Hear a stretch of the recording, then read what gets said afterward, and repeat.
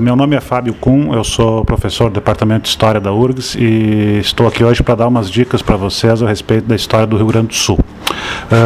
Primeira dica tem a ver com as guerras que influenciaram a formação cultural do Rio Grande do Sul.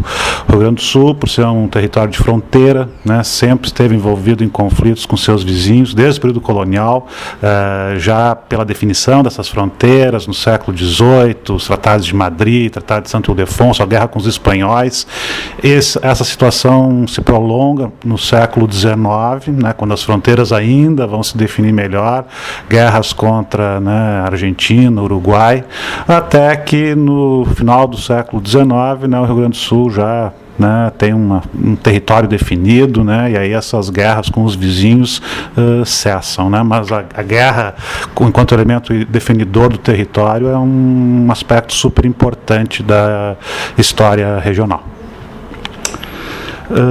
Pegando um exemplo a respeito de um conflito que aconteceu no Brasil e parte dele no Rio Grande do Sul, né, a Guerra do Paraguai. Esse é um conflito clássico, a maior guerra da América Latina no século XIX, da América do Sul, com certeza.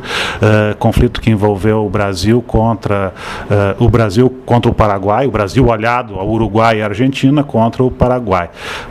Para quem não sabe, o conflito teve como seus primeiros movimentos a invasão do Rio Grande do Sul pelas tropas paraguaias, né? Alegrete, Itaqui, São Borja, cidades lá da fronteira oeste foram invadidas, e isso significou uma grande derrota para as forças militares gaúchas, uma derrota que pesou muito caro e acabou resultando, né, numa reformulação, inclusive, do Exército Brasileiro, né? Não é por acaso que depois da Guerra do Paraguai o Exército Brasileiro se fortalece, né?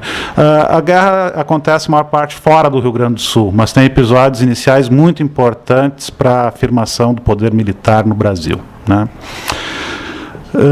Uma outra questão sobre as guerras, né? Em que medida essas guerras apresentam reflexos nas atitudes políticas atuais? Essa é uma questão que, enfim, não é muito fácil, mas a gente pode dizer que existe sim alguma relação. Desde o século XIX, para não falar do século XVIII, quando, enfim, né, portugueses e espanhóis estavam um de um lado, outro de outro, né, nós temos uma divisão em facções, em partidos, né, desde a Farroupilha, quando os liberais pegaram em armas contra os centralizadores do Império, depois na Revolução Federalista, né, os federalistas versus republicanos, mais tarde, né, na Revolução de 23, os próprios os maragatos, mais uma vez. Então, é um Estado com identidades políticas muito bem definidas e antagônicas, digamos assim, né? Mais recentemente a gente viu isso na política gaúcha com a divisão entre PT e PMDB, né? Enfim, esse espírito de facção, de partido, de ame ou odeie, né, é uma característica da nossa identidade política e, sem dúvida, tem a ver com esse quadro, né, de, enfim, clivagem, como eu mencionei, que vem desde o início.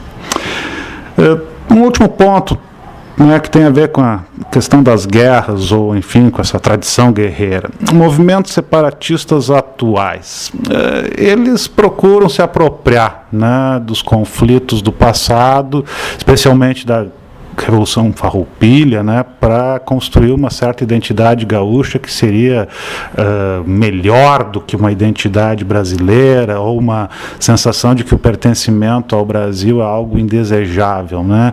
Esses movimentos, na minha opinião, né, eles refletem setores isolados e que, enfim, falam um pouco para o deserto, já que as pessoas reconhecem a identidade gaúcha, sim, né? Nós estamos muito ciosos desse nosso regionalismo, mas todos nos vemos como brasileiros também, né? Então, hoje em dia não faz muito sentido, acho eu, essa é a minha opinião, respeito às opiniões em contrário, né, daqueles que defendem a ideia de separar o melhor. Do ponto de vista prático, não tenho dúvidas que o Rio Grande do Sul seria pior separado do Brasil, né? Podemos pensar no caso do Uruguai, né, que fez parte do Brasil, com todo o respeito também aos nossos vizinhos orientais, né, mas seríamos um estado pequeno, ainda assim independente do Brasil, né, em termos econômicos, como é o próprio Uruguai, né. É isso, né, espero que vocês tenham aproveitado essas dicas aí e, né, estudem mais um pouco da história do Rio Grande do Sul.